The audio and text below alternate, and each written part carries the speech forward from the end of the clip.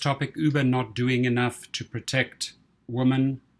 The assault victim charges in lawsuit. And then I see on this side here, Sean Connery, rest in peace, 007.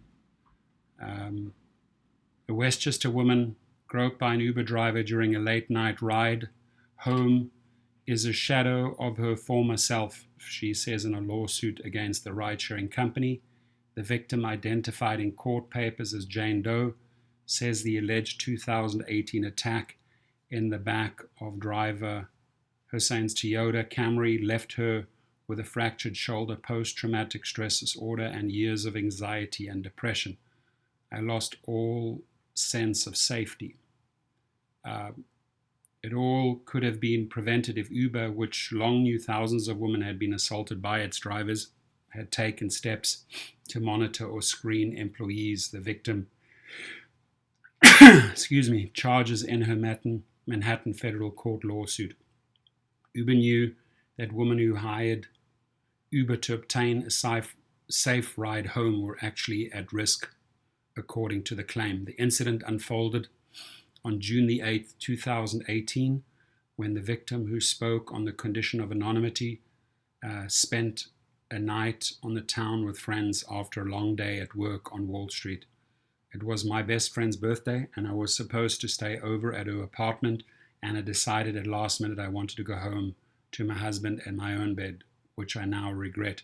She logged onto the Uber app, and using her VIP status, requested a ride back to her Rybrook home from Chelsea just after 1 a.m., a trip which should have taken just 40 minutes. The victim fell asleep on the way and woke up to a nightmare. I felt somebody touching me, and I noticed that there's nobody in the front seat of the car, and I looked around and I noticed the car is pulled over on the side of the highway. As she tried to get her bearings, she realized the driver was sitting next to her, putting his hand underneath her dress, she claims. You just kind of go into survival mode. I just tried to punch him as hard as I could in the temple, the victim said, crying. Then he grabbed my right wrist and twisted my right arm, and I screamed for him to stop because I was in excruciating pain. The attack stopped, and Usain resumed driving home. With just a single vehicle having passed by them on the empty highway, the panicked victim felt she had no choice but to stay in the car. Hussein acted as if nothing had happened. The woman charges in the legal papers. All I could think was, I'm going to make it home okay, she said, fearful of spooking her attacker into something else. The next day, the woman who suffered a fractured shoulder in the assault went to Westchester cops. Hussein could not be reached for comment, was arrested and eventually charged with first-degree sexual assault, but later acquitted during a 2019 trial after questions were raised about where the assault occurred. The assault changed her life, said the victim, who still suffers from post-traumatic stress disorder and anxiety as a result. I was scared to leave my house after this. I was really depressed. I couldn't get out of bed. I don't sleep through the night still, she said. I started to feel like I was losing myself. Nearly 6,000 women were assaulted during Uber rides in 2017 and 2018 alone, the company said.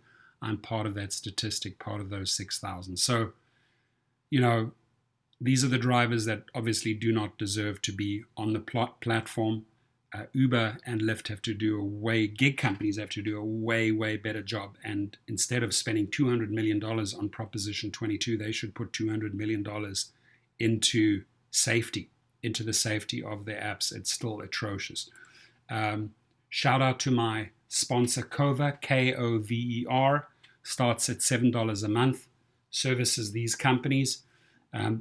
If you get injured, if your car is in the workshop, they kick in and cover 80% of your lost earnings. It's just $7 a month, so that's just one extra trip per month. If you get deactivated through a wrongful report, their partner, which is Legal Rideshare, they sent off the letters. Cover has retained Legal Rideshare to write letters for its members demanding that gig companies promptly reactivate your account. You need that account reactivated immediately by an attorney because you need to remain in the driver's seat and keep on making money. So beyond these letters, Legal Rideshare, they're in Chicago, What they do is they'll handle the entire claim process for you. If you've had any major injury, if your car was damaged, they go after the insurance company. They go after your lost wages. They're phenomenal. This is what they've specialized in, legalrideshare.com. They've specialized in the rideshare business. So hit them up if you ever run into this. I hope you don't. And your comments, please. Thank you so much.